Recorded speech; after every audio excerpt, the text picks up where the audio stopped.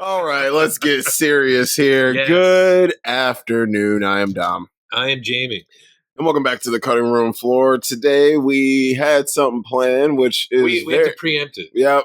Well, we were going to do something that's still very relevant to today. Yes, we'll do it next week. Do it next still week. Be relevant. Well, it will still be relevant, probably more so. Yeah, honestly, it might be more relevant because 24 hours here is like 2 months now. Yeah. You know what I'm saying? Like it feels like. I feel like I'm aging so quickly lately.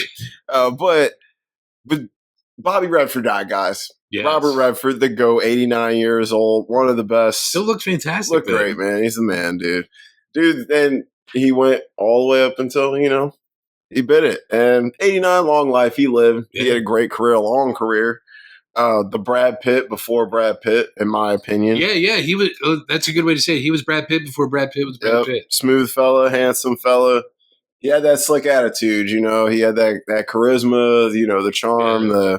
Was he barefoot in the park? Yes, he was with my girl. Yeah. So, and that was actually one of the first movies I ever saw him in because me and a young lady did that in high school. Really? For a drama class. Yeah, it was super fun. You took a drama class? Yeah. That's took incredible. a mini. Took him in college too. Love it. Yeah. Why didn't you go into acting? I don't know, man. You have a weird. good face and stuff for it, Thanks, brother. man.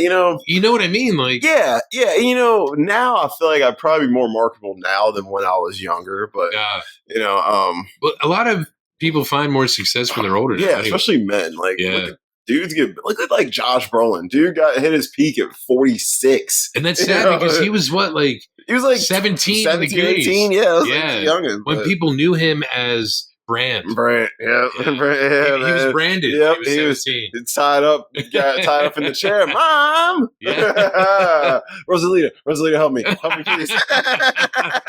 Woman doesn't speak English, but stop making fun of Cheech's mom from Bornies. Yeah, how dare you? Oh, come on, Mom. I don't even speak Spanish that well. But anywho, so yeah, rest in peace to Robert Redford. Whose legacy, honestly, more than his films, might be his contributions to independent film. Yeah, man. And marketing with the Sundance Film Festival. Yeah. Yeah, and really. That's amazing, and he's always been a good dude, bro. Always stood up for the right thing. Yeah. It's nice to have figures like that were standing up for good stuff way before it was even cool to do so. And he was in one of your favorite Marvel movies. Wasn't he Winter Soldier? He was a senator. He is in Winter Soldier. I always forget that. And in Endgame. Yeah, he is. Crazy. Yeah. Winter Soldier is incredible. So look, he even has cred with modern audiences. Yes, he does, man. Yes, he does. Yeah. He's a man. I know a lot of you younger folks probably wouldn't have seen the movie we're covering today, or maybe didn't know who Robert Redford was, but he was a dynamic duo with the. Didn't they just come out with the movie a few years ago? Who? Your Girl and Robert Redford? Yeah. Hold on. Why'd you get out first? Is that what it's called? Chill. Our Souls at Night. I was just talking about it the other day. I was like, why is the fucking title missing me? Yeah, it's called Our Souls at Night. It's a Netflix movie. It's a good film. It's a cute film. I mean, listen, it's not for it's not for people who like this movie we're talking about. Yeah. But it's a cute film for two 80-plus-year-olds who had a long friendship. Yeah, he was still a viable. Yeah, and he was great. They were both great in the film. And I mean, of course, Jane looks a lot younger than him, but it's cool. I mean, their chemistry and friendship has gone through the decades, Yeah. Been doing film together since the 60s. It's insane. So that's really cool. And, it's a fun movie. But this duo here, Butch Cassidy and the Sundance Kid, what are we, 69? 69. 69. They're 69. George Roy Hill. And written by William Goldman. What'd he write? Okay. All the President's Men. Oh, God. The Marathon Man. Damn. And he wrote the novel and the film version of one of our favorite movies, The Princess Bride. Oh, wow. Yeah. That's insane. Same dude. He's written other things too, but those are he's got a sense of humor too. Yeah, well, you can tell from this film. Yeah. Oh, yeah. But if you find out that he wrote The Princess Bride, you can see. You can't see it because there's a lot of they are goofy as shit. Yeah, they are. And it's like, they're kind of dumb. Yeah. And it's like, how'd you guys get this far? Yeah. You guys are both kind of dumb. Like, especially when they reveal things to each other as the movie goes on. Yeah. It's like, are you fucking kidding me? Like, even, like, at the end, there's still, he's like, bro, yeah, we're going to Australia. It's all good. Like, yeah. Bro, you motherfuckers are not going anywhere. Yeah. Dude, but ripe and luscious and thanks yeah, literally, yeah. I'm like, wow, these guys are just. But like, when I first saw this movie, right? I've seen this movie at least like 4 or 5 times. Yeah. When I first saw this movie, the ending, like, even though I'm like, oh man, I don't want to. What? It literally kills you inside. Yeah, it does. Because, like, I'm sad it was happening, but I was laughing so hard at their naivety. Like, you know, like, did you see LaFour's out there? Yeah, like, no, dude, I thought we were in trouble. Like, it's like LaFour's. and then they run out. Like, we got it. I'm like, there's like 100 dudes out there. The thing is, you're rooting for them. Oh, fuck yeah. Which is weird because they're the bad guys. Yeah. Dude, they're not the good guys. They're not. It's just, bro, just like this movie I was watching yesterday, The Red Circle, The Circle Rogue, French film. Dude, 1970, right after this movie. The 2 guys in there, they're bad, they're committing crimes, but like, you're like, dude, I want nothing more than these 2 dudes to ride away in the sunset and be happy because you love these dudes. Yeah. You're like, now these dudes were way smarter than Butch Cassidy and the Sundance Kid, but I felt the same way. And it actually reminded me of Butch Cassidy when I was watching it. But yeah, so this movie, man, it's a landmark film, especially in Westerns, you know, and this came out in the golden era of Westerns. Oh, yeah. The 60s was the time for Westerns. William Goldman had said that he had a hard time selling it because they flee to South America. And a lot of the movie execs were like, John Wayne doesn't flee. Yeah, he stays in like St. John Wayne. Yeah. John Wayne is typically the good guy, too. Yeah, this isn't about the John Wayne guy. This is an entirely different story. Yeah. Like, why? I mean, okay, in 69, yes, John Wayne still was a big name, but he ain't what he was in the 50s. No, like, so I'm like, we're almost in the 70s. John Wayne's fucking old now. And stylistically, this is after the Dollars trilogy. Yeah. So like Westerns are changing. Yeah, it's right after. What is like, maybe 2 years after? I think Good and Bad is 67, 68? I think it is, yeah. So it's like, obviously George Roy Hill and William Goldman, like, they saw the shift. They saw the shift. They're watching Leone, you know. Yeah, because Blondie isn't necessarily good, even though he's good. Or the good in the title. Yeah. He isn't good. Mm-hmm. He's not. Everyone, I mean, Tuco is obviously the worst. Well, Angel Eyes might be. But like Angel Eyes is the fucking worst. But like Tuco, I watched a Western with him last night too. It was really good. Day of Anger. But Lee Van Cleef. Lee Van Cleef. The air comes out. but no, that's for real. But for real, like this was seeing a shift in Westerns because, like, obviously we're still looking to John Ford for what he did, and we're still looking at Howard Hawks for what he did, and this is around the time like Sam Peckinpah is Sam was too. The Wild Bunch I think was 69 too. Year. Woo. And what a fucking year for Westerns. And a little aside, the Hole in the Wall Gang. Mm-hmm. In reality, it wasn't the Hole in the Wall Gang. The Hole in the Wall was where they hid. But the gang's name was the Wild Bunch. Yeah. See, that's kind of dope. But dude, the Wild Bunch, I watched that like maybe like 5 or 6 months ago. I mean, I had seen it before that, but I hadn't seen it in a while. Oh, it's so good. The movie's fucking gnarly, man. And for the time. Oh, man, it was so violent. So much blood, you know. You can tell, like, obviously Tarantino. It's one of his all-time favorites. He talks about it all the time. He loves Wild Bunch. And the movie I watched yesterday, Day of Anger with Lee Van Cleef, that's also one of his favorites. Okay. You can see the Django influence all from that movie while I was watching it. I've never seen the original Django movies. I think they're spaghetti. I actually haven't seen them either. They're on my list. And I'm going to watch them soon, but I've seen a lot of other films that inspired Django, and Tarantino, he just wears his influences right on his sleeve. And I love that about him. I think because he likes to show, he wants people to know about film. He's like, watch my movie, watch these too. Shit, see how we got here. And that's kind of how we are too. We like to see where it started and how we got to where we're going, So Butch Cassidy and the Sundance Kid. Let's get some stats up. We got some good ones. 89 on Rotten Tomatoes, which, that's a good score, but 8 on IMDb, which is a great score. Wow. Anything 8 and up, your shit is revered.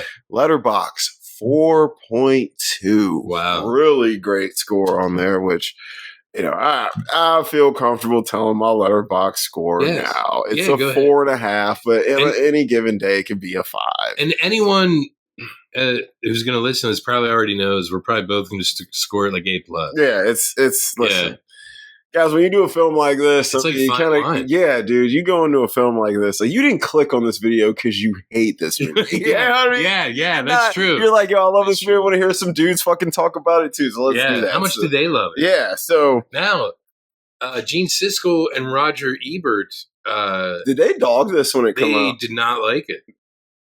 I bet you they would sing a different tune watching it 10 or 15 years later. No, they didn't. They didn't. No, because I was reading about it, and they actually, Roger Ebert even said after he reevaluated it, he's like, I don't understand why people like this movie.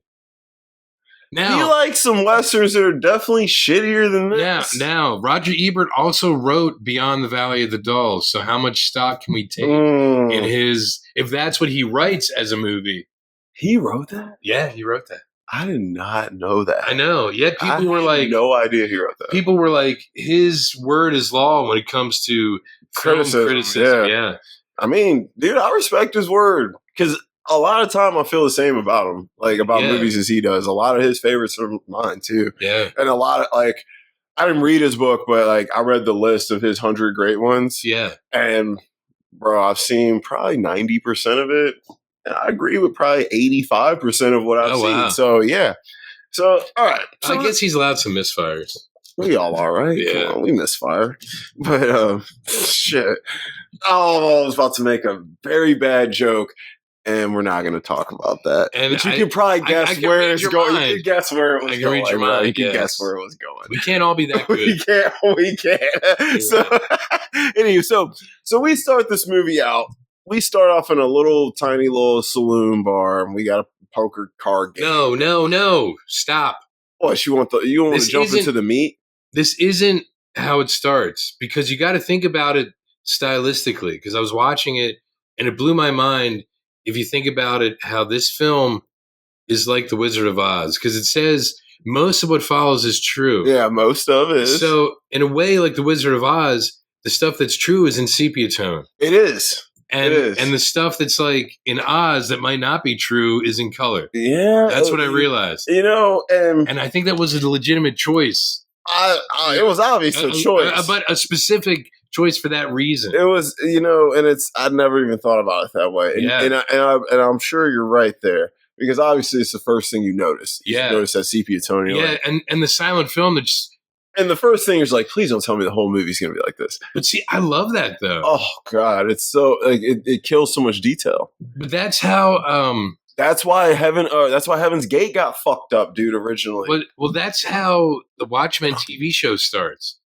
It's in but it ain't going to be the whole thing. No, because they know. Yeah, but I think they got that influence from Butch Cassidy and Sundance Kid, showing a historical silent film, and I'm cool with it for 5 minutes. Yeah, you know what I mean. But if the whole film, I'd be like, oh no. So when you finally watch Watchmen, you'd be like, oh, they got that from Butch Cassidy and Sundance Kid. Gotcha.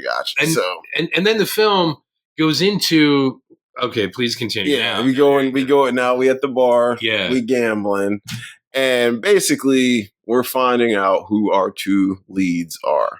Oh, actually, before the bar, you see someone who looks like the Left-Handed Gun. Have you ever seen The Left-Handed Gun? With Paul Newman? Yeah. So someone who looks like the Left-Handed Gun is watching a bank close. Yes. And he's like, what happened to the old bank? It was beautiful. Mm-hmm. Got robbed all the time. Yep. Small price to pay for beauty.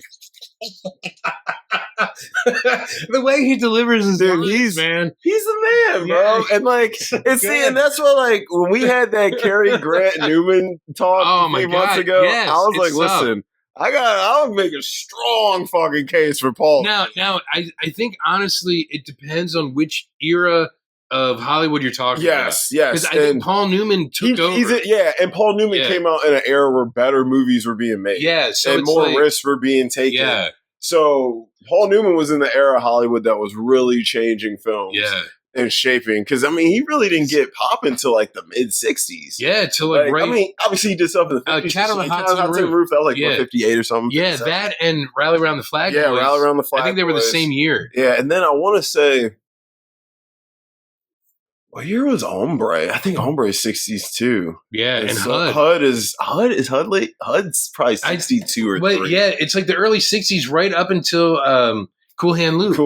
Because Cool Hand Luke is what launched him into the stratosphere. That's the fucking one too, bro. That's because isn't the one dude in Bolivia in this movie? Isn't he the what we have here? Is a failure to communicate. Yeah. I think that is him. Yeah, dude. Yeah. I think that's him. So they must have been people from like different movies working together because they have chemistry. They have chemistry. Just like friends. The Sting. You've seen The Sting. Of course. Yeah, George Roy Hill directed, and he brought his boys back. Yeah. I mean. Let's keep it real. Right. Like I said, George Roy Hill is QT. Paul Newman would be Leo or Brad, and Leo would be fucking Redford. Even though Redford was the Brad of his time, in this film, in this context, they switch. Yeah, and mostly because of age, but because I think either one of them could play either part. Like, I think so too. The interchangeable, it doesn't matter, but the age is where that dictates it solely. But I do think Brad would be a slightly better Butch than Leo. But that's only because Clooney's too old. Mm-hmm. Or else, you'd have the Ocean's 11. Yeah. Steven Soderbergh. Yeah. Imagine him directing this, dude, with those two. Oh, my God. And have Julia Roberts be Julia Roberts would be, yeah. Oh, my God. We have to bring in, you got to bring in Don Cheadle. And because, he's in a lot of his movies. He's got to be somewhere. And even, oh, my God. I can't believe I can't. Luis Guzman. Oh yeah, he's a shit ton of his movies too. Man. Yeah. He got his usual suspects too. He likes Javier too. Not Javier. Benicio. Yes. Benicio. I was like, God, I'm like, sorry, wrong Spanish guy. Anywho, so the card game's going on. After the bank, then it goes to the card game. So we see these two and who they are. We see that the Sundance Kid, played by Robert Redford, rest in peace, is this stoic shooter one who does the dirty work, and we see that he's the muscle. Yeah, and we see that Butch is the mouth. The brains. We'll put air quotes around it. He's like, God, I hate being the smart one. Yeah, he says something like that later. Boy, I got vision, and the rest of the world's wearing bifocals. That was a good quote. You just keep thinking, Butch. That's what you're good at. That's what you're good at. Yeah. So. You see who these guys are, and we see how they get out of situations. So we're like, all right, this is a good duo here. You got the mouth, and you got the muscle. Kind of a Smoke and Stack situation for a more recent film. It is, yeah. Smoke would be Sundance Kid, and Butch would be Butch would be Stack. If they would redo it and not care about ethnicize color. It. Oh, man. Dude, Jonathan Majors and either Michael B. or Lakeith. One of them. Actually, Michael B. and Lakeith would be great. They would be good too. Lakeith would be Sundance. He would be Sundance. Oh, that would be really fun. That'd be fun to get the ethnic version. Fun. But I don't know though. Michael B. might be a great Sundance. And Lakeith might be a great Butch, just because of the way that he played Clarence. Yeah. But then I think about The Harder They Fall. And I'm like, man, he's more like a Sundance in that movie. It doesn't matter. They could really be interchangeable. I just want Jonathan Majors to come back. Me too, man. He's so good. Anyway, sorry. Anywho, but so these boys, what they do is they like to rob trains and banks. Actually, they like to rob banks. Because they don't move. They don't move. Yeah, they like to rob banks. But then they gotta rob a train. Yeah, because they go back to the Hole in the Wall gang. Yep. And they kind of turn on Butch. Yeah, Harvey Logan, played by Lurch from the old TV show. He's huge. Yeah, he is. Oh my God, Ted Cassidy is his name. He was the voice of Galactus in the old Fantastic Four. Oh, well, look at that! Yeah.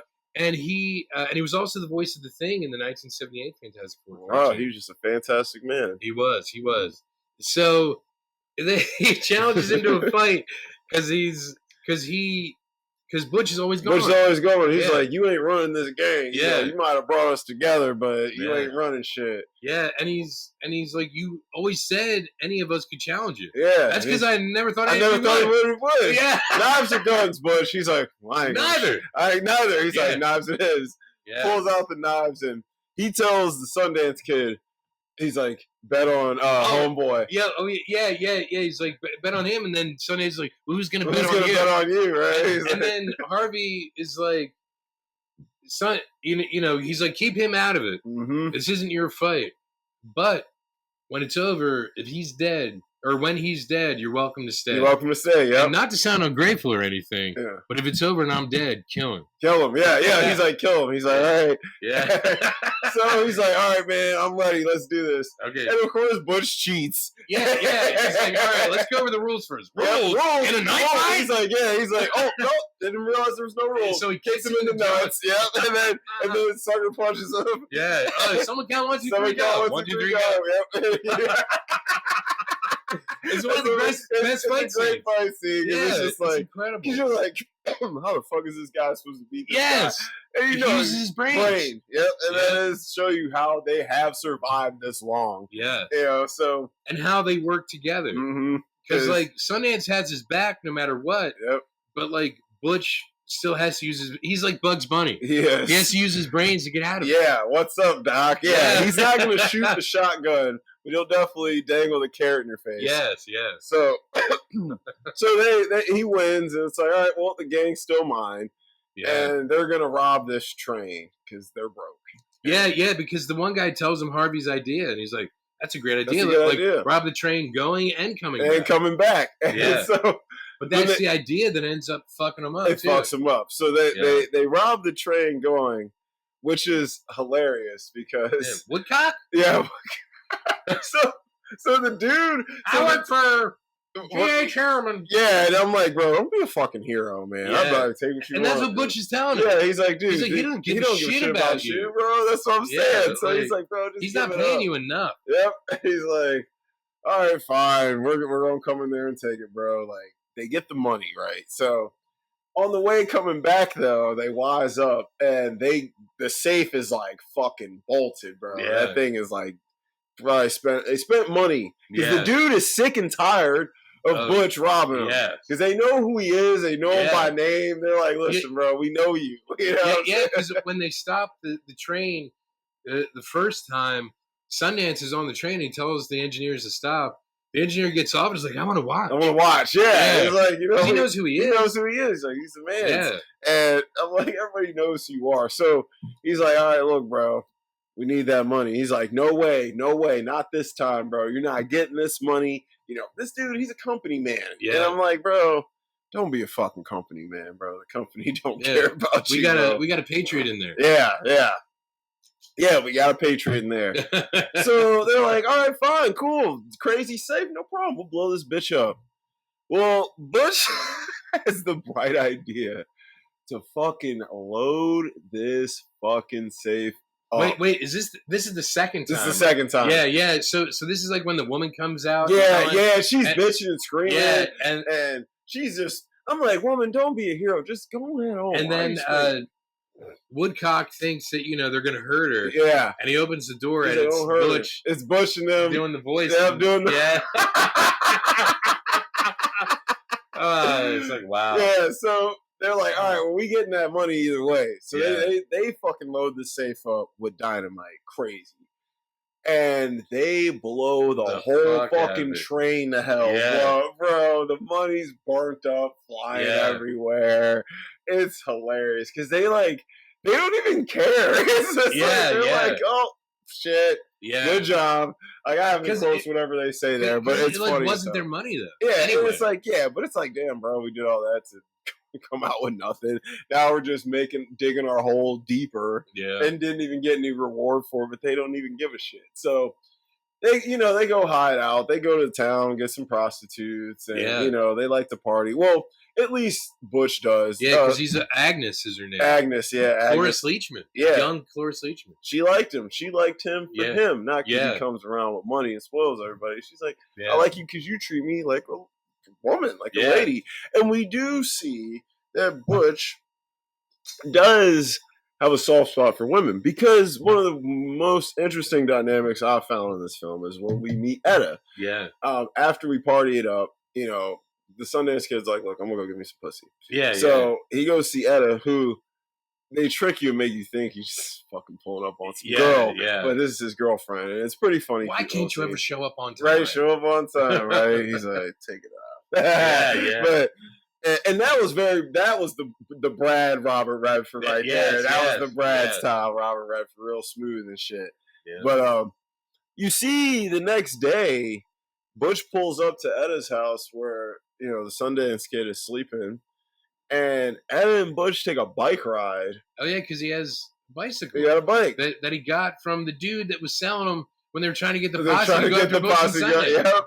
Yeah. The future's yours a little bit later. Something about the future when he pushes the bike away before they go to Bolivia. Oh, yeah. It says something about the future, but they take this bike ride. And immediately you're like, are they fucking? Because I'm like, listen, I'm sorry. Yeah, because he's riding around. He's like, you're mine at a place. Yeah, bro, she's sitting on his lap, and they all close and touching each other and shit. I'm telling you right now, bro. Ain't none of my motherfucking friends on with my girl like that. I'm like, if you on my girl like I'm on your girl like that. What's good? Oh, you ain't got no girl? Yeah. Sharing is caring. You know what I'm saying? You think you just go, hell no. He's like, bro, I'm taking your girl. He's like, yo, you can have her. Oh, yeah. And I'm like, do y'all all fuck or...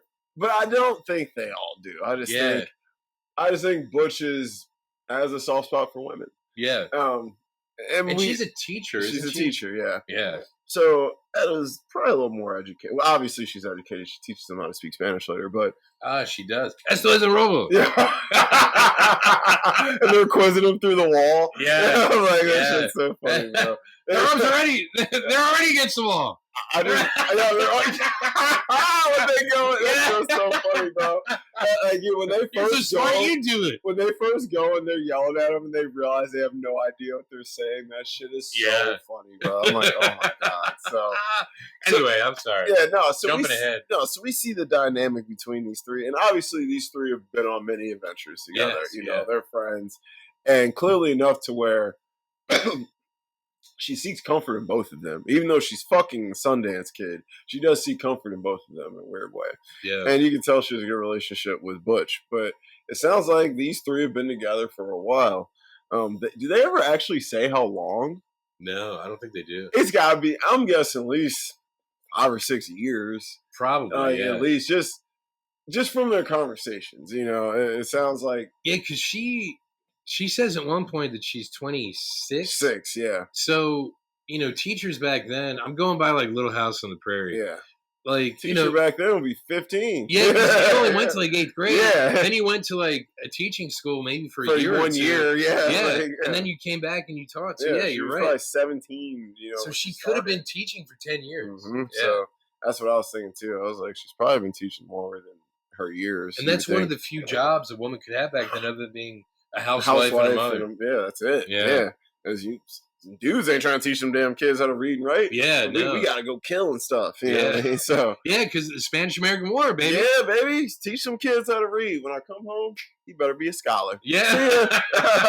So these guys, they got a good relationship, whatever. But we have a problem now.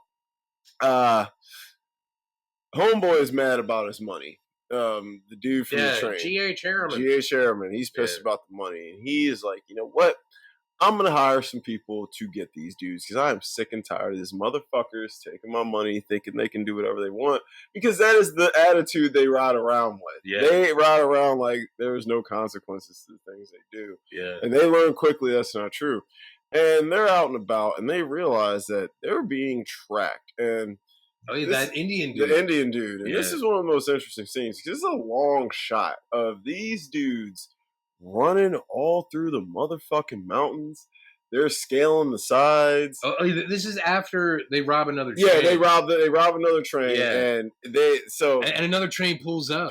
Yeah. And they're like, oh shit, the fuck? They just... That's sort of their reaction, too. Their planning is terrible.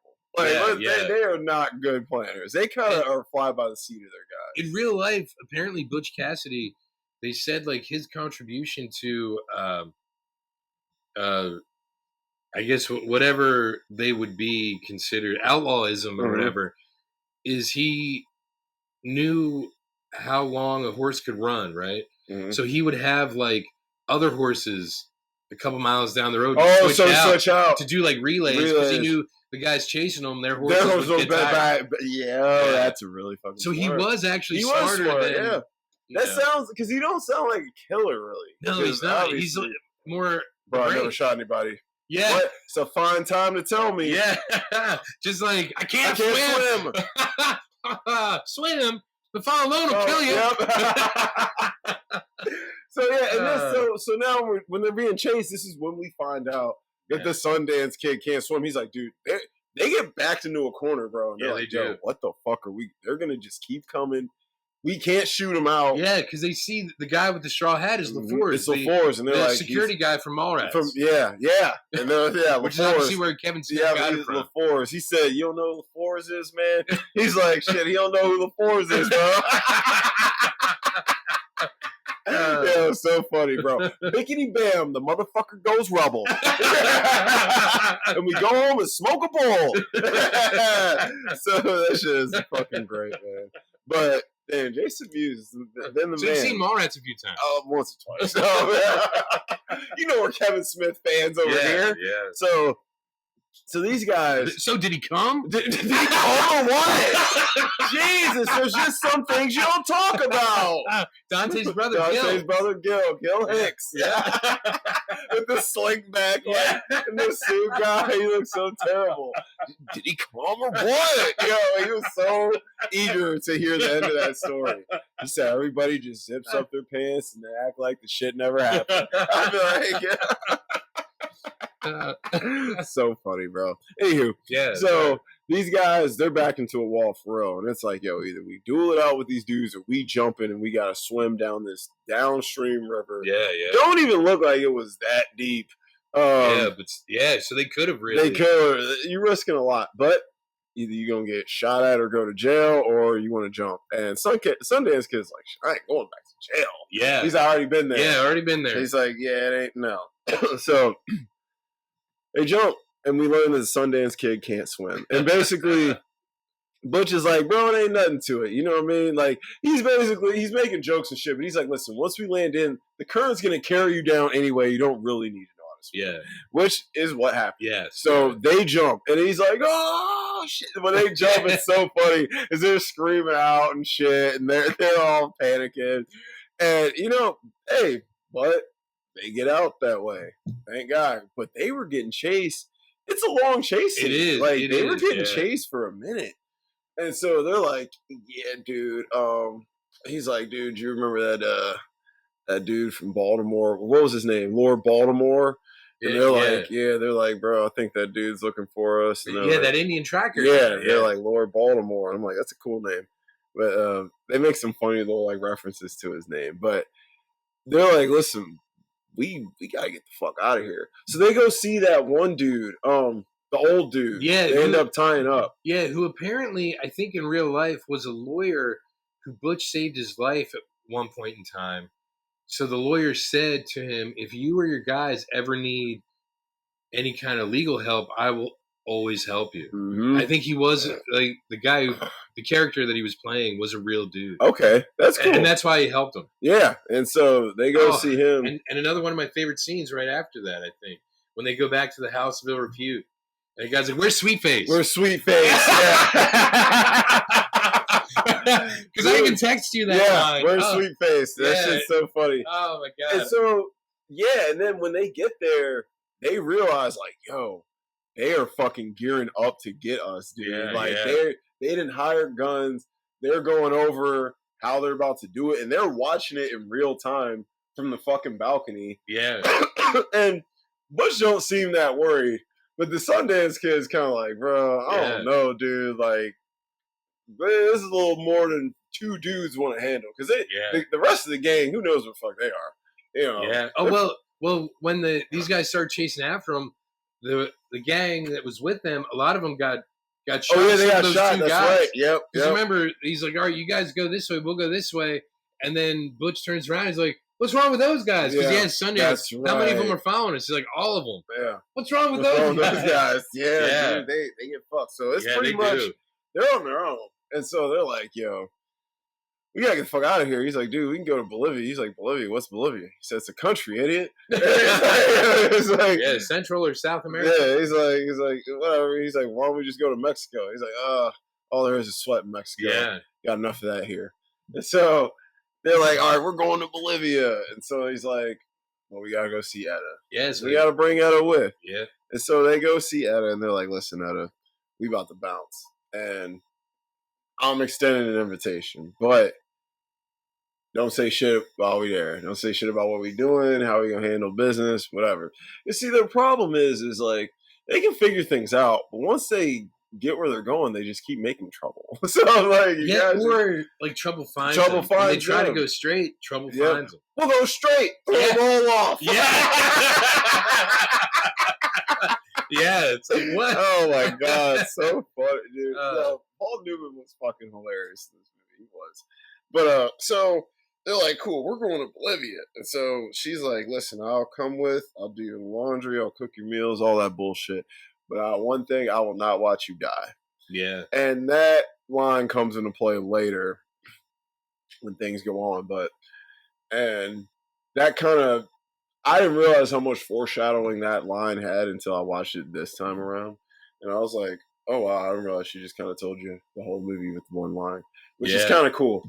And that goes out to homie who wrote fucking Princess Bride. Yeah. But, so they or whoever wrote Silence of the Lambs, because once you find out her dream, you're like, okay, so I kind of can infer what's going to happen. Yeah. so they go and they have a great time on the way there. Yeah, that's a great montage. I was like, that montage is great. You know, you see them partying up, getting drunk, having fun, eating nice dinners. I love all that like kind of old-timey shit. Yeah. Me too. The outfits and shit. The way the restaurants looked and all that. I loved all that shit. That's why I like Westerns, dude. And one of the things I think critics hated about the film was like the Burt Bacharach soundtrack, which I think was perfect. The little piano type shit. Yeah, but like the people being like, especially that scene. Because they're doing like scatting and stuff. But it kind of fits. It does. That's something like it kind of fits, especially in the montage when they're showing the pictures. Like, I think it fits. Whatever. It's like a weird. It's like retro, and at the time, like modern at the same time. And maybe that's what it was. Yeah, because I guess that.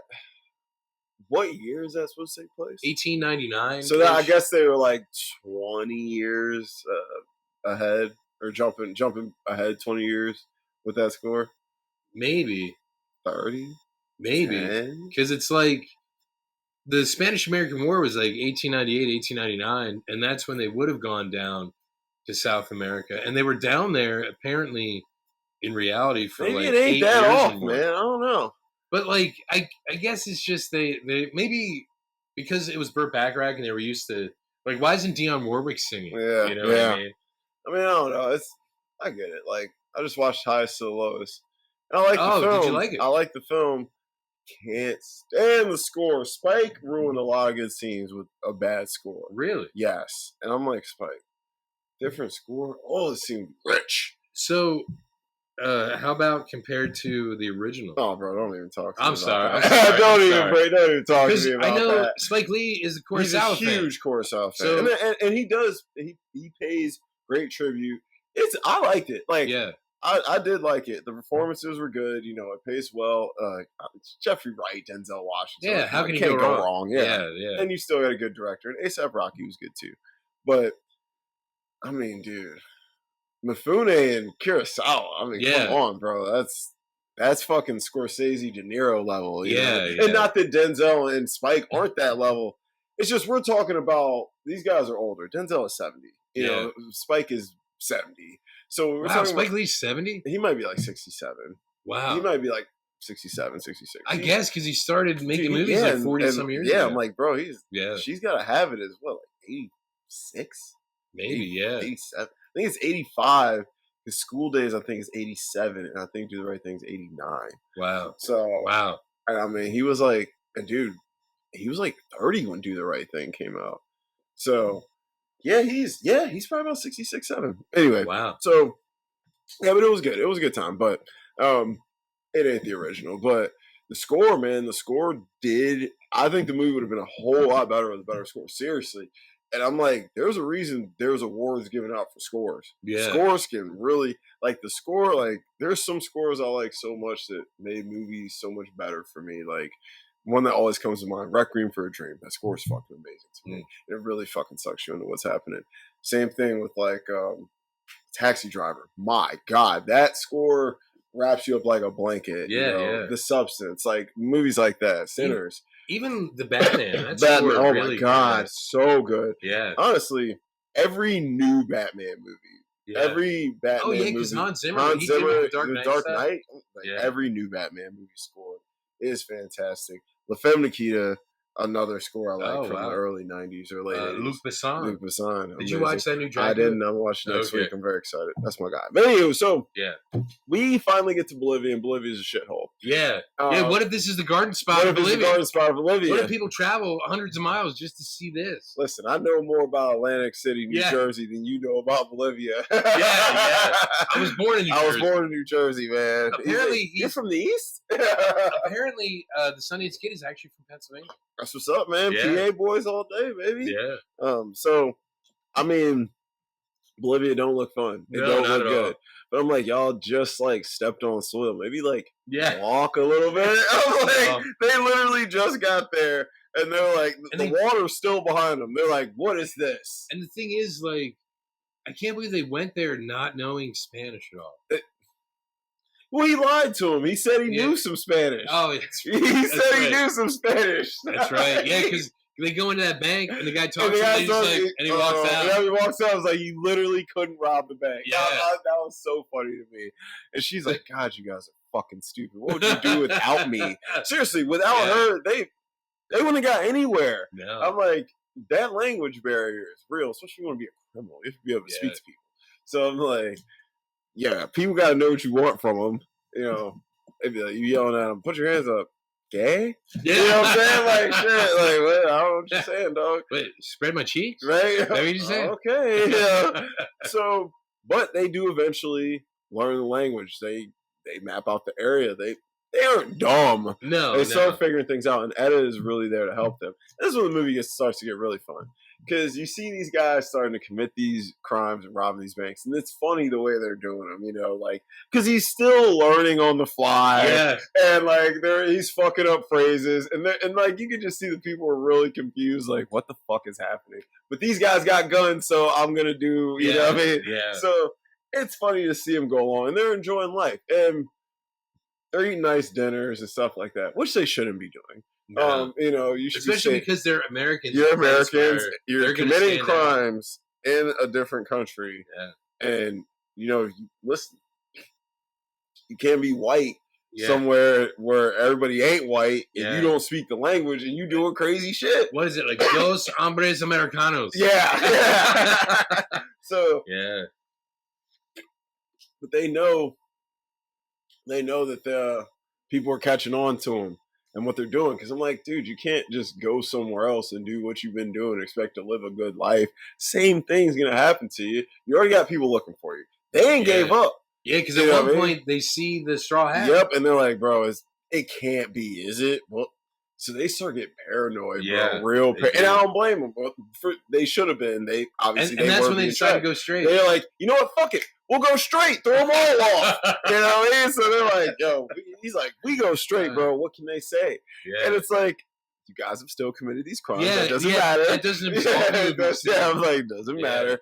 Unless you're somebody, we'll call them two numbers. One might start with an F, one might start with an S. But, anywho, but these two dudes, they get a job with this old guy.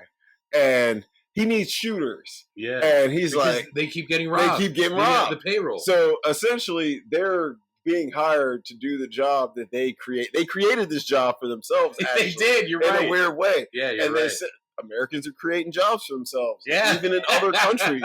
So they're job creators. They are job creators. So, we come. Just like the prostitutes. They're job creators. They're job creators. Hey, listen, it's the oldest profession. All right. Yeah. It's been around a long, long time, So these guys, I love the scene where he has to demonstrate. They have to demonstrate to the old man that they're worth the job. Because he's like, I may hire some people, I may not. Can I move? And he's like, can I move? Yep, can I move? So he asked him to shoot this. He asked Sundance Kid to shoot this like little stone. First of all, the thing was pretty fucking far away. Like that thing was at least 40 feet away, and that stone was small as shit. Like, and it was brown. It blended in with the ground, and I'm like, listen, if he gets close. Yeah, like a body is way fucking bigger than that stone. Yeah. Like, you know, what I mean? Shoot that toenail. That's what I'm like. Yeah, what? It's like the pinky one. Yeah, it's like, come on. Yeah. So he shoots, he gets close, but he misses, and the dude's like, and he's like, wait, can I move? And he's like, what? Can I move? Look, he turns around, bends down, boom, blasts that thing. He's like, I'm better when I move. So. Which is actually more valuable because you know, because you'll be moving in a shootout. Yeah, in a shootout, you're not going to stand still. Yeah, because you're a target. Yeah, you're going to be a sitting duck. You'll be my guess. Yeah, but yeah, so and they didn't have bulletproof vests back then. They sure didn't. You had leather. In spite of what the man with no name did in A Fistful of Dollars. Well, he made, he kind of made a shield. Yeah, he did. So that was a prototype bulletproof vest. Yep, that was the Tony Stark watched that movie and got ideas. Yeah, yes. So he's like, all right, bro, you know what? Y'all hire. We start tomorrow. So he's like, let's get it popping. So it's actually cool seeing them go on with this guy because finally a guy that speaks English. Yeah. And they seem to be having a good. They're having a good. Yeah, I'm like, it seems like they're all getting along. He's like, what was his name? Am I Smith or you Smith? Oh, yeah. They give him fake names. Smith and Jones. Yeah. They give him fake names, the two most common last names. Yeah. And they don't even remember who their own aliases are supposed to be. That's why I'm like, these guys are dumb as hell. And somehow they keep failing upward. Yeah, I'm like, they keep. Yeah. Yes, they accidentally fall into good situations. Yes. Just like this one. Like, so they get this job, and it's actually not a bad job. It's easy. They just got to go on these bank runs with this guy. They're kind of just security. They're security, literally bodyguards. And, like, but they don't want to go into the one bank because they robbed it. And they're like, yo, they've seen our faces. Yeah. And it's like two white dudes. Why would they cover their faces? That's what I'm saying. I'm like, bro. Grease paint and bandana. Yeah. Do the Lone Ranger shit. You know what I'm saying? Like, you ain't going to know it's me. Shoot, I'm putting color contacts in. You know what I mean? Shoot. They're like, it was a maybe black dude with blue eyes. And he had blonde hair. Yeah, he did? Yeah. He must have been light skinned. He had a Richard Nixon mask on. Yeah. I think he's a fan of Point Break. Yeah, real shit. I go in there with the Michael Myers mask. Yeah. Austin Powers. You know what I'm saying? This is Mike Myers. Bro. Not cool, JD. Not cool. But so they're cruising along with homeboy. They're having a good time. Like they're sharing stories, and he's telling them all kinds of stuff and cracking little jokes and shit like that. Well, they run into some Mexicans. Yeah. And Mexicans. Or Bolivians. Oh, sorry. Yeah. Oh, my God. That was so insensitive. How dare you? I sound like Cher from fucking Clueless. She's like, well, come on. You know I don't speak Mexican. He said, but she's from El Salvador. So it's an entirely different country. So excuse me, my Mexican and Bolivian homies. Hey, anybody from Bolivia watching this? What's up? Yeah. We don't hear much. I know one Bolivian girl I was really good friends with in high school. That's it. I don't really know many Bolivians. So that's pretty cool. But yeah, I'm guessing they're Bolivians. But I'm going to just keep it real. They made these dudes look like stereotypical Mexicans for the time period. They did. They did, unfortunately. Didn't they have like sombreros on and shit? Like they had on ponchos. I think it was more like making them look like banditos. Banditos. Yeah, there you go. They were banditos. Yeah. There we go. That's the phrase we want.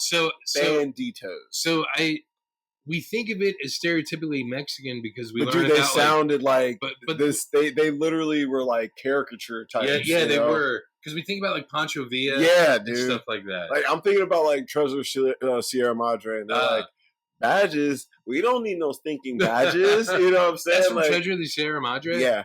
Okay. Great fucking film. Because I've seen Blazing Saddles. Of course. Yes. That's originally from that movie. Yeah. Okay. Your boy Humphrey Bogart. Oh yeah, and absolutely. And John Huston's dad. Yes. Had his teeth pulled. Yep. Which is crazy. Great film.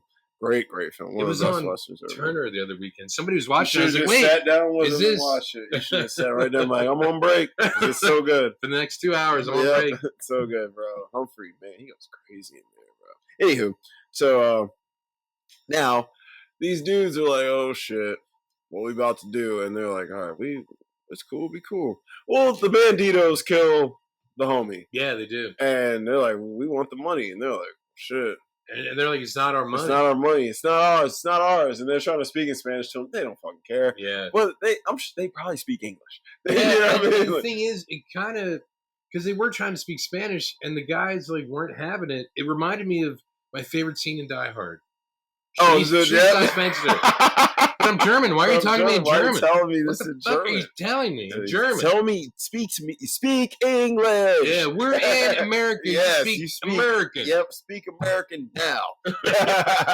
But no, for real. But they're not, like you said, they're not having it. They're like, we don't give a fuck. Y'all getting robbed.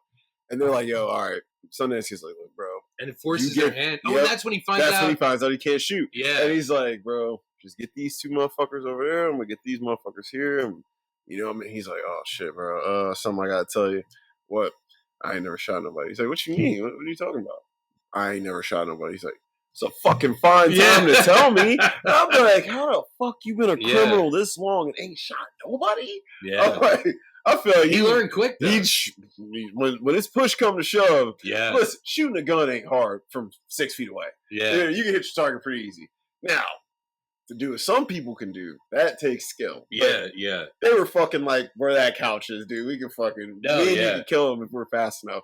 Which, Bush, I mean, he's seen a lot of dudes shoot, so he knew what, he's seen Sundance. Sundance was like the fastest hand, so yeah. They were like, they put him down. Handle business. But now it's like, all right, dude. Now this is what really escalates. Yeah, they're like, all right, dude, shit's getting really, really bad, and we need to get out of here. And so they go back and meet up with Etta, and Etta and Sundance Kid are sleeping, and she's basically like, yo, I think it's time for me to go. Yeah. And for the reason that you said. For the reason that I said. Yeah.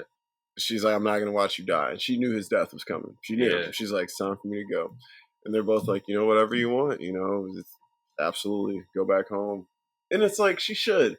What is she doing out there, man? You have a career. You're a teacher. Yeah. You know what I mean? Like, yeah, this was a good vacation. Good vacation. But this isn't your life. But it actually wasn't a good vacation because she's an accomplice now. Well, she can go to prison. I mean, from like her regular life. Yeah, from regular. Oh, yeah, for sure. You know, you got to be a little cowgirl. Yeah. Ride the horse. Getaway money, you know, fun time till you get shot in the face. But hey, it happens, you know.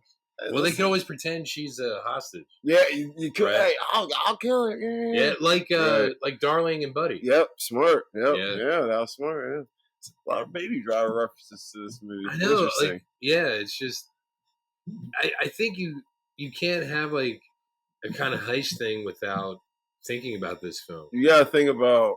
So many, like, Westerns were the first kind of, like, obviously they made, like, gangster heist movies and stuff, but I think Westerns... It's American mythology. Yeah, I'm like, Westerns, I think they were the real blueprints for modern-day heist movies. Oh, yeah. Because come in, cover your face, stick them up, give me the money. And that's the same formula, just technology and things like that have changed. We don't ride horses no more, we drive cars. So one of the great things about this film, and I only realized it this last time I was watching it, when they were trying to figure out LaFours and Lord Voldemort. Yeah, I almost said Voldemort. Lord Voldemort. I almost said the other He who shall not be named. Yep. When Butch asked Sundance, who's the best lawman, Sundance says Bass. He does. And I'm like, holy shit, he's talking about Bass Reeves. Bass Reeves, yep. I was like, oh shit, these guys are actually talking about the first brown lawman who was like the best lawman. And, hey, they're like... It was actually the basis for the Lone Ranger. They were like, we don't care what color that dude is. He's going to get us. Yeah, I couldn't believe it. I actually heard him say Bass, and I was like, oh shit. Which, by the way, spoiler alert, the beginning of Watchmen, the very first scene when this kid is watching the silent movie, it's about Bass Reeves. Nice. Yeah. Oh, look at you. Yeah. Picking up on all these Easter eggs. So, it's time to get moving again, right? Yeah. Well, Homegirl leaves. Great, good. Because shit gets bad from there. Oh my god, and quick. And quick, yeah. It's like Yeah, we were they're chilling. eating. They're eating food, and bro, And suddenly someone's like, dos hombres americanos. Yep, and they're like, what? And next thing you know, bro, they're getting hunted down by like what 100 dudes. It was a small army, bro. Yeah, because it's like the local police first, and they're actually holding their own pretty well. Yeah, they were.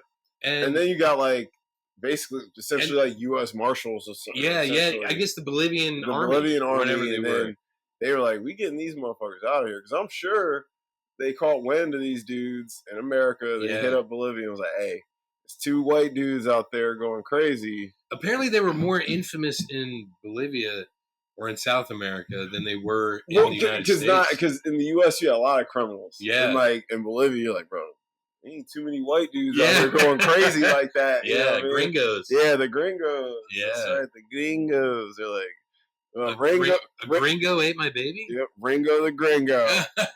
You gotta finish Once Upon a Time, bro. It's a fake movie QT makes in it. Really? Yeah, Leo's the star. It's called Rick Dalton and Ringo the Gringo. Wow. It's fucking funny. But so these guys, even when their backs against the wall, and this is what I love about these two, the optimism is always 100%. Oh, yeah. You know, they've always made it out. They've always made it out. And they're like, we don't see a world where we don't make it out. Even though they didn't got shot. Oh my god, they're cornered. Dude, Sundance looked terrible. Sundance was looking, he was turning pale. Butch, he had to tie the gun to his hand. Yeah, bro. And he's like, I guess I gotta run. They're out of ammo. Yeah, the ammo's on the horses. On the mule, in the middle of the horses. In the middle. And he's like, listen. They're like, listen, all we got to do is get to the mule, get the ammo, shoot our way out, and we're on our way to Australia. Sonny's like, I'll go, and Butch is like, this is no time for bravery. I'll let you. Hey, he's like, but I should probably go, right? Yeah, he's like, oh, make cover for me, right? You can cover me. I can't cover you. He's like, yeah, you're right. And he's like, shit. Well, I got to be so damn smart. Yeah, but just the way he said it, there's no time for bravery. I'll let you. Yep. No time for it. So... they're back, bro. This shootout is crazy, bro. It is. They are dumping a lot of ammo is being shot at these guys. Like I said, they're shot.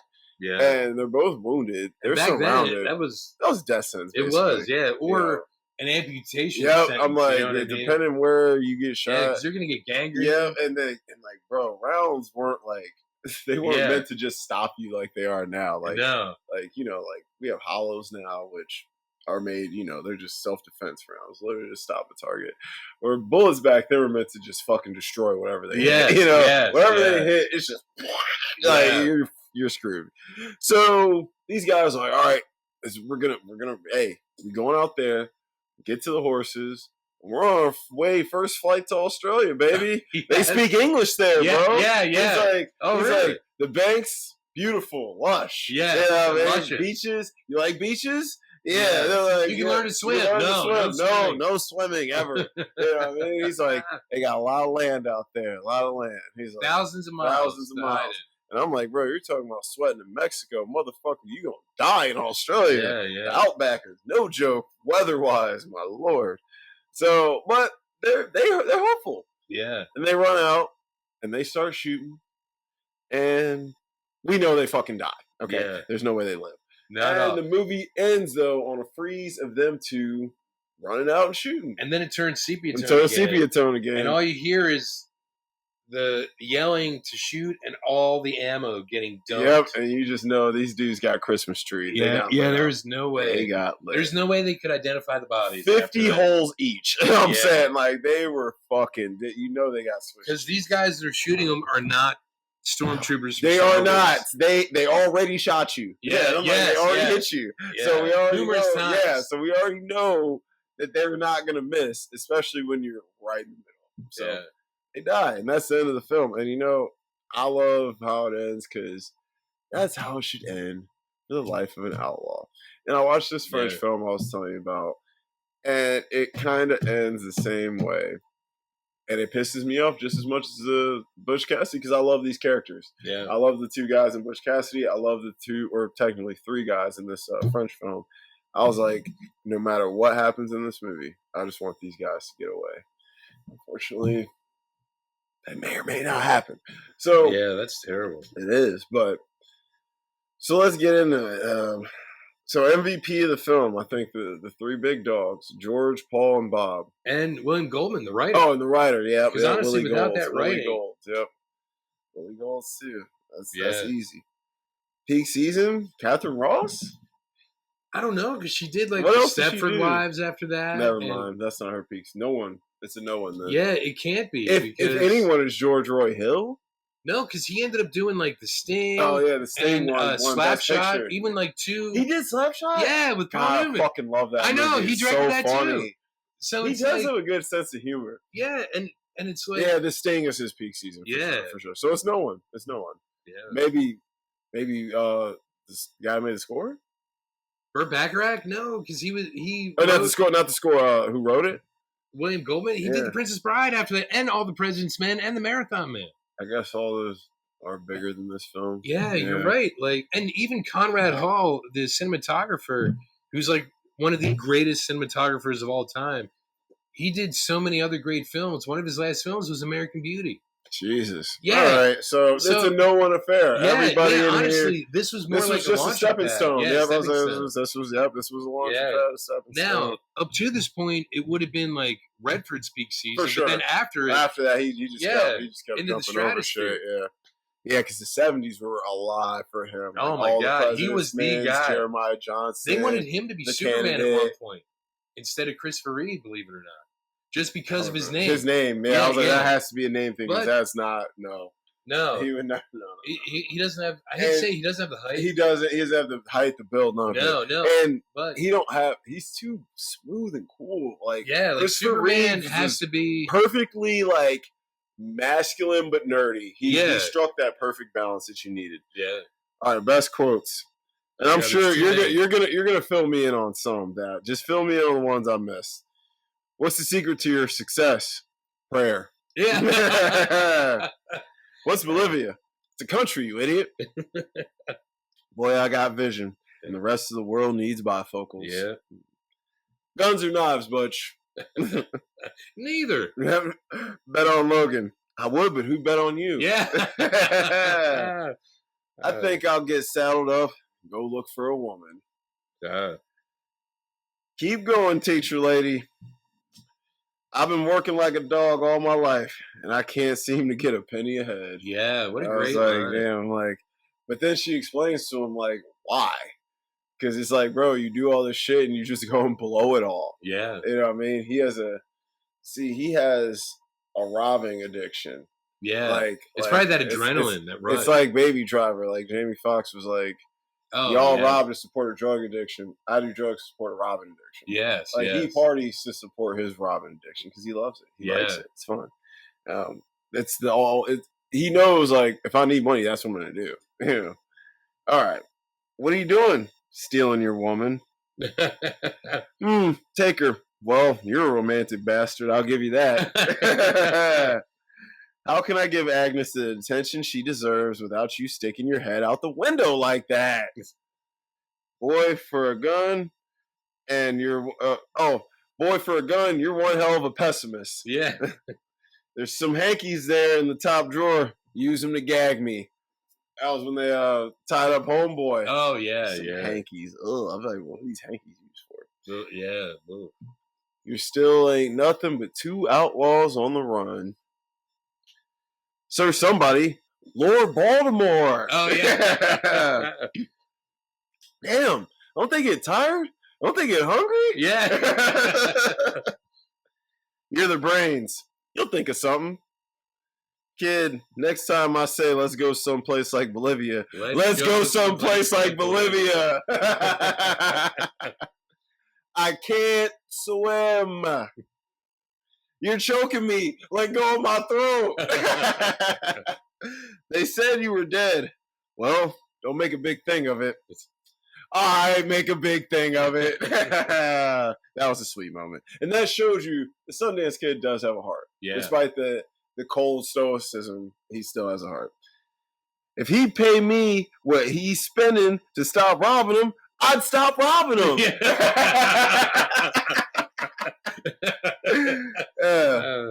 And then he tells, remember, all right, so there's the whole monologue of the Sundance Kids tells Etta about how when she come with us, you ain't doing this or that, and don't be this or that, or I'm leaving your ass flat.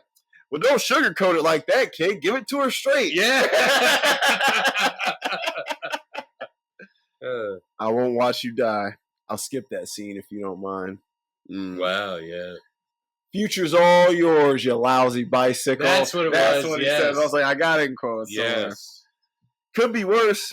You got a lot. You get a lot more money. You get a lot more for your money in Bolivia. I checked on it. Oh yeah. What could they have here that you could possibly want to buy?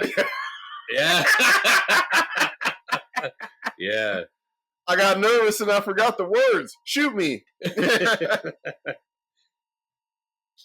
They're against the wall already. Yeah. Oh, what a great scene.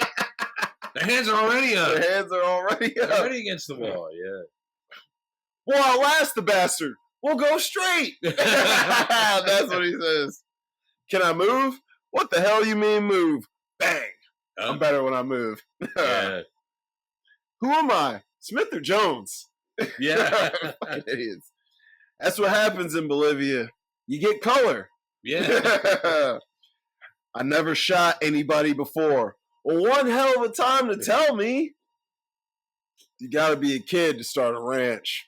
That was when they was talking about all the shit they could do, you know, aside from what they're doing. Yeah. And I think they just, that moment, I think they both knew it was the end because they're like, dude, we're old, bro. What the fuck? We're getting up there. Like, the fuck am I going to, we can't do this shit forever. You know what I mean? I bet it's just one guy. when they first start getting shot at, he's like, I bet it's just one guy. Yeah. Don't you get sick of being right all the time? Yeah. You go, yeah, why am I always so damn smart? Australia. What? Australia. They speak English in Australia. What about the banks? They're easy. Easy, ripe, and luscious. The banks are the women. The banks are the women. Yeah. When we get outside and we get to the horses, just remember one thing. And they run out and get killed. Yeah. Now I know you got some. I'm sure you got something you want to throw. You remember the time you and me and Etta went to Denver one summer for a vacation? I'm glad you brought that up, kid. That's an important topic considering our situation. The night we went gambling, you remember? We had dinner at the hotel. Etta had roast beef and I had chicken. And if I can remember what you had, I'll die happy man. Yes, sir. Who are those guys? Just talking about that posse. Yeah, bro. I'll be like, shit, who are those guys? Now, right before she gets on the bike, Etta, do you know what you're doing? Butch, theoretically. You just keep thinking, Butch. That's what you're good at. That's what you're good at, yep. Man, let's see here. Oh, yeah. How many are following us? All of them. All of them. What's the matter with those guys? Yeah, that shit is funny. Is that what you call giving cover? Is that what you call running? If I knew you were going to stroll. Right, they were fucking ridiculous. They were. Here's the thing about Australia is actually pretty long. Yeah, I'm like, it's your great ideas that got us into this mess. I never want to hear one of your great ideas ever. Australia. I figured I'd tell you anyway. Yeah, I thought that secretly you wanted to know. So I told you.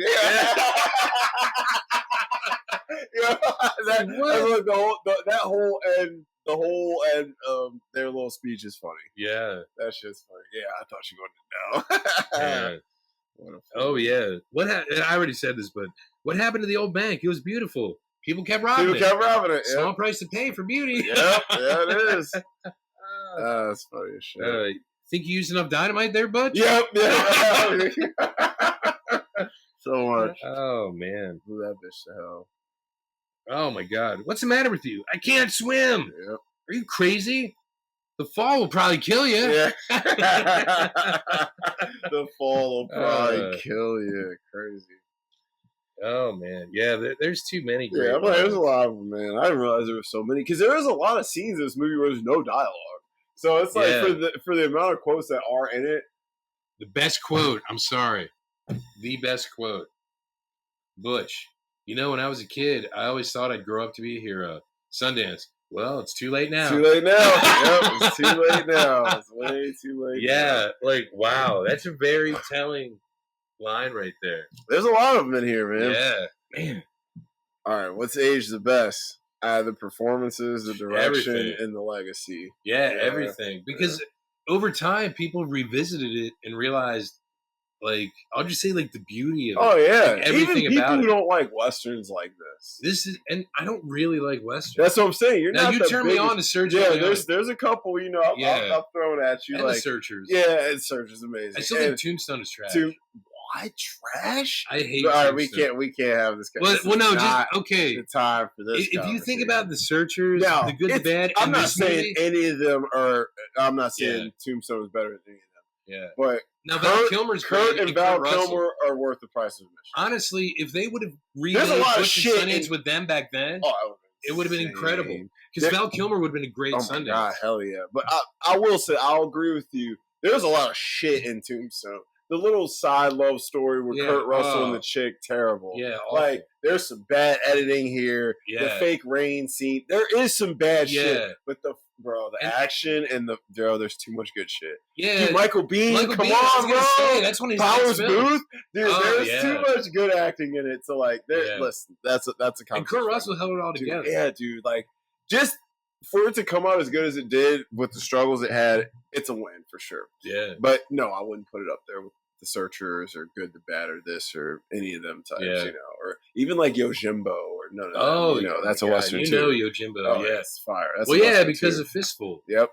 So, or you're saying hello to someone named James. Yo, Jimbo, right? Jimbo. What's age the worst? I don't have anything. Yeah, I mean, what could have possibly aged? There's really nothing. I mean, they're not really glorifying being an outlaw because they're showing how it ends, all the trials and tribulations. Like, dude, it sucks. I'm like, bro, I would rather just work a regular job, and not deal with this shit. People shooting at your ass, so it's like, fuck that. Yeah, I don't think anything. Yeah, most rewatchable scenes. Opening scene in the card game, of course. The challenge, the knife fight. One of the card players, I don't know if they show him or not, but it's Sam Elliott. Yes, it is. Yes, it is. I did see that. Yeah. Yep. I'm like, damn, Sam Elliott's old as shit. Yeah. And he's married to Catherine Ross. That I didn't know. Yeah. Crazy. Is that where they met? That's where they met, but they didn't get married because she was married to Conrad Hall actually after this film for a while. And she was married a few times. And in '84. Oh wow, they just met up later. Yeah, but they've been married since then. So like 41 years. Wow. Yeah. All right, I had the Free challenge. Big ones. When Cassidy first goes to see Etta, and then Etta and Butch goes on a bike ride. Yeah. When they blow up the safe on the train. Yes. When they realize they're being tracked. Yeah. When they go to Bolivia and can't rob the bank at first. The good life montage. Yeah. When they start going straight. Yes. And then when the old man gets shot. Yeah, and then everything goes downhill. Yeah. When Etta tells him she's leaving, it's a good scene. Yeah. And then the final shootout, which is the whole fucking movie. Yeah, there's not a ton of scenes in this movie. Yeah. There's a lot of long takes and long shots. Yeah, there's like transitional scenes, but you're right. Yeah, like bro, like when they're first running, when they first are getting tracked, that's like a 20-minute scene. Yeah, I'm like, that's a long scene. And the movie's not even 2 hours, so that's a long scene. You're right, it's only like an hour and 150, yeah. Yeah. Best characters.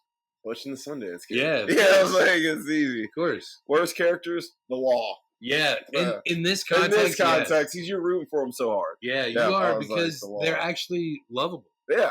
As weird as that sounds. Yep, the law. I mean, was anyone rooting for Harvey in the fight? No. No one was rooting. Maybe no-nos and news. Yeah. I just like seeing my name in print there, but. Yep. Well, of course you do. So nitpicks, I don't have any. There was nothing else. Like, I mean, I'm sure if you comb it out, you could find some.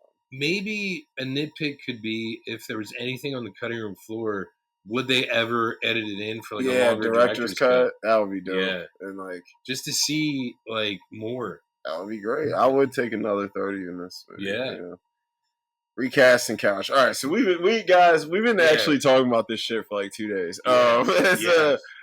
So Butch, we came up with a few. Yes. Oh, I have to look up something really quick and go ahead. Go All ahead. right. So for Butch, I liked. All right. So we talked about if we were gonna do it older, and if we were gonna go older guys, we said we like Brad for Butch, Leo for the Sundance Kid, and if we were going older for Etta, I mean, you could go Julia, but I was thinking Felicity Jones. Oh Um, yeah. you know, she just has that look. She's hot, Yeah. but she has that look. What So you got here? on Wikipedia, in September 2022, Amazon Studios announced they were going to do a television adaptation starring this dude and Glenn Powell. Wow, and of course, thought of Glenn Powell. Yeah, as soon as I read that, I was like, "What?" Yeah, So, that's insane. I don't know if they're still going to do it because it's been 3 years. That'd be cool though. But that's so funny because if we were going modern with the younger guys, I liked Glenn Powell for Butch, and last night I thought of Chris Pine. Oh yeah, Chris Pine would be incredible. Chris Pine too. When you thought of Tom Hardy, I like Tom Hardy too. And that's so. Who could be Sundance to those three guys? That's the question. Like, who would be a good Sundance? Austin Butler, man. For probably all three of them, he'd be great. He'd be good, and he's already worked with Tom Hardy in the Bike Riders. Oh, that's right. Yeah, So if we got Tom Hardy, that could be a reunion. But like Tom Hardy's so macho though. But like, so Chris Pine, I think would be. I think better. Pine would be the best one. And I love Chris Pine. Love him. Dude. Yeah, he's the man. Yeah. So Chris Pine would be great. If Glenn Powell was 5 years older, it'd be no question, dude. And to think about like Chris Pine, even as Captain Kirk, and as like Steve Trevor in Wonder Woman, like he has that like Paul Newman as Butch Cassidy charisma. He does. So he's very charismatic. So as soon as you say Chris Pine, I wanted to like, upend my table like I'm a Real Housewife from New Jersey. Oh my God, why didn't I think of that? Because he would be perfect. He would. Because in my mind, I'm always like, well, Sam Rockwell can do anything. Yeah, and of course I thought of him. Yeah, and I'm like, Sam Rockwell's like fucking pushing 60. I think he's 53 or one 4? of his first movies, I think, was Teenage Mutant Ninja Turtles. He was one of the teenagers in there, I thought. So he's got to be like maybe 52. I'm gonna say off the top of my head. Let's see. Shit wants to load. Because I love Sam Rockwell. Bro, that's my dude. Sammy Rocks is 56. Oh, really? He will be 57 in November. Oh, wow. That's what I'm saying. So, you're right. That's what I was like, bro, he's up there. Wow. He kind of got a later start, too. He did, yeah. I'm like, so. As far as, like, being more. As a known guy. Yeah. I'm like, he's really, I'd say the last, like, 15 years, he's really, like, carved out his career, like probably since he was like 40. Yeah.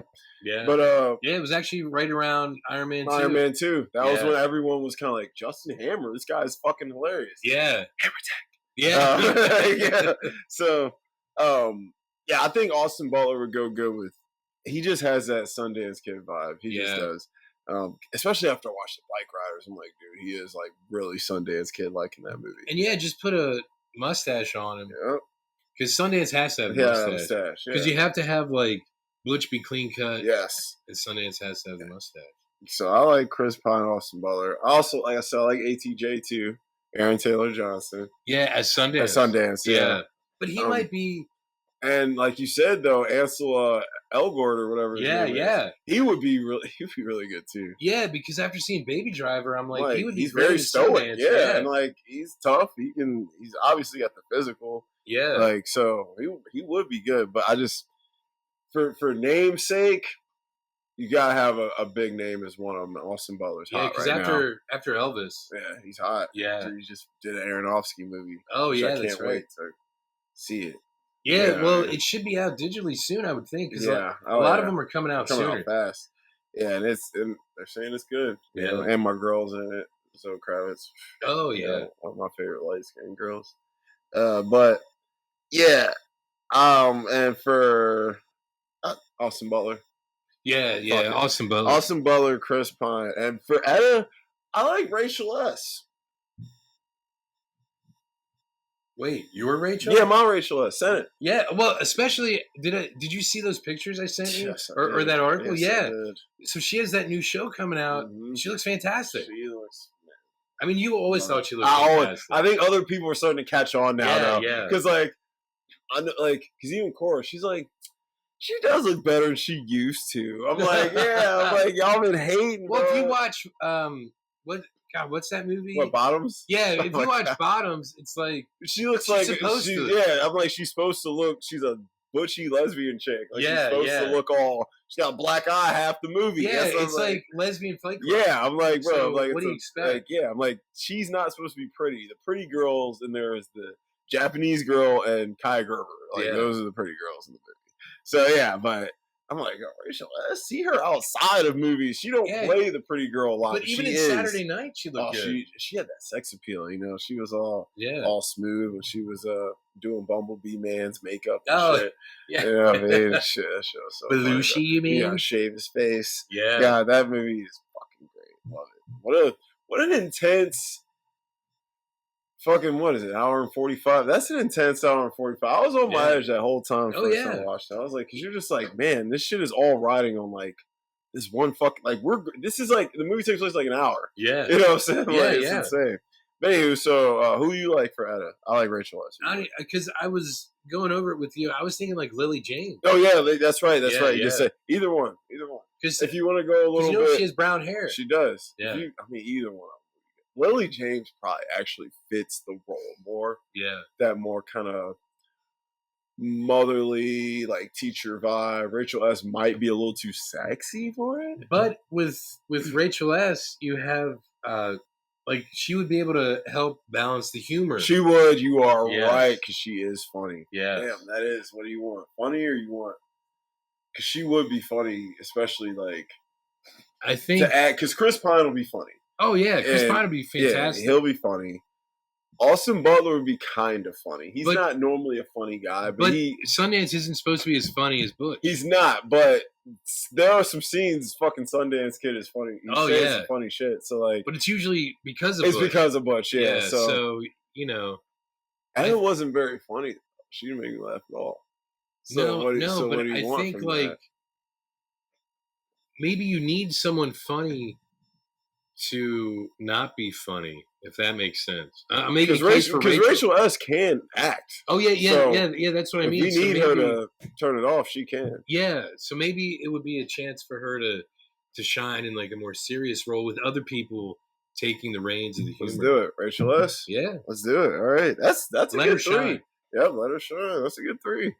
All right, so Chris Pine, AB, Austin Butler, and Rachel said it. That's great. Basically, you had cast everybody. I guess so. You did, because we had talked about it yesterday, so I knew anyone that I said didn't really matter because I liked your choices. Well, thanks, fella. Yeah, all right, director. I do like Edgar Wright. After watching Baby Driver, I want to see how he does horse chases. That would be fun. I know that sounds weird. No, it's not weird actually at all. I like Edgar Wright. We'll go with your director. I had QT all the way, just because he does westerns. And honestly, Quentin Tarantino would be great, but it would be more violent. It would be violent and gritty. Like, these motherfuckers be killing. Whereas I think Edgar Wright would focus more on like the action, the action, the chasing, the humor. Yeah. Oh, if he's doing it, you definitely want Rachel, because he's gonna definitely throw some more jokes in there. Yeah. And he's gonna focus a lot on the chase scenes. Like, they're getting tracked. He's gonna make that crazy. Yeah, he's gonna make that crazy. So, Edgar Wright it is. So you pick the director. Unanswerable questions. I don't have any. We know what happens to them. But there has been a legitimate unanswerable question ever since this happened in real life. Was it them, or was it 2 other Americans? So did they actually survive? That is the unanswerable question. I think they got killed, bro. No, but was it them? Like, the story is based on, mostly based on like facts, right? Yeah. So the fact is that these 2 guys that they thought were Butch and Sundance were there in Bolivia and got shot to hell. But was that Butch and Sundance? Right? It was hard to identify. In the movie, it was, but I mean, in reality, maybe, I don't know. Yeah, that's the actual unanswerable question. Maybe, I don't know. Yeah. The context of the film, I don't have one. Yeah, in context of the film. Maybe did Etta get home safe? I don't know. I think she did. There was a TV movie in 74, 76, something. Was it called Etta's Return? It was called Mrs. Sundance, I think. Oh, okay. Or something like that. There was one that was Mrs. Sundance and one something else with Sundance, but it was Catherine Ross playing her after. Okay, well, cool. She lived. Yeah. Prop you want from the movie? Want Sundance's gun? Sundance. Well, how about the whole belt? Yeah, I'll take the gun and the belt. Yeah, sure, that'll help me out. Sure. I want like Butch's outfit, the jacket, jacket, and the pants. I wouldn't fit in them. I just want to hang them up. Hang them up. That'd be dope. Put them on a mannequin. Yeah. There you go. All right. With some like Paul Newman salad dressing. Yeah, some Newman's Own next Newman's to Own. it. Yeah. Like, don't open it. Yeah. Some Newman's Own. This reminds me of Superbad. Mommy's making a PB salad, and she wants some Seth's own dressing. Gross. All right, grade. Oh, A+. A+. Fuck it. I mean, let's not even complicate that. Yeah, we can't. It's a banger. Yeah. You know what I mean? And the thing is, like, it seems new every time I see it. I'm like, it's very fresh. Yeah. It shouldn't be that fresh for being 56 years old. And it's like, I love Westerns. So for me, this is my kind of movie.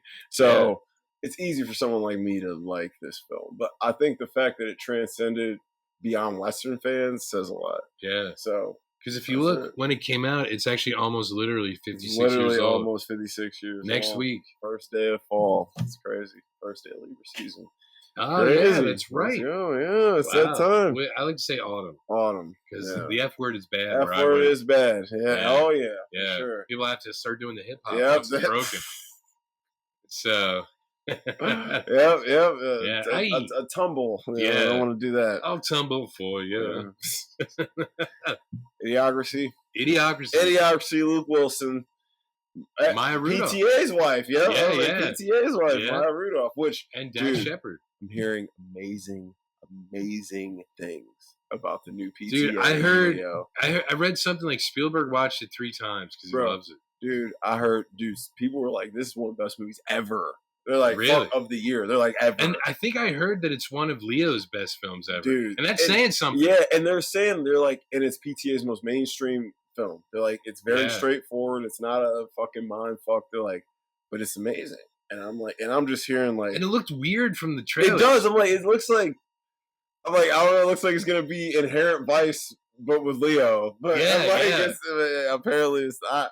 Listen, y'all know PTA is my man's. I'm super excited for that. Yeah, because look, we might have to cover that. Everyone knows. Anyone who listens to this knows that Boogie Nights is my favorite with no question. Yeah, so they know your love of PTA. He's the man. So and look, There Will Be Blood. There Will Be Blood, which is his adaptation of "Are You There, God? It's Me, Margaret." Chill. About the girl getting her period for the first time. Yes, it is. It's Valerie in her week of wonder. Yeah. The Master. Yeah. Which is just a master class of high level acting. Licorice Pizza, amazing. I mean, look, Cooper Hoffman, right? Cooper Hoffman. That was his I first really want role. to see his new movie that just came out, The Long Walk. Oh, that's a Spielberg. Or not? Spielberg. Stephen King. Yeah, wrong Stephen. Wrong Stephen. That's what, I love we both said it though. We both said Spielberg at the same with such time. conviction. Yeah, it's like, we were like, Spielberg. Yeah. We said it at the same time. Like, I'm like, we're like, no, Stephen King. It's a Stephen King adaptation. Yeah. Is Stephen King Jewish? I don't know. Maybe. I don't know. But I mean, he was also in Saturday Night. Hoffman. He was. We don't cast him more. We really don't, because he's too ugly. Wow, that's terrible. Let's keep it real. Like, lately it's been like you need leading men looking kind of guys. And lately. you know what? If we would cast more like supporting actors, he'd probably be. Yeah, he would definitely. Right. Yeah, he's got a supporting look. Unfortunately, his dad had a supporting look, but he was so damn good. Yeah, he was able to break out of that. Yeah, he was. Which could happen to him. We'll see. Yeah. All right, guys. Idiocracy. Yes. I am Dom. I am Jamie. It's the Cut Room Floor.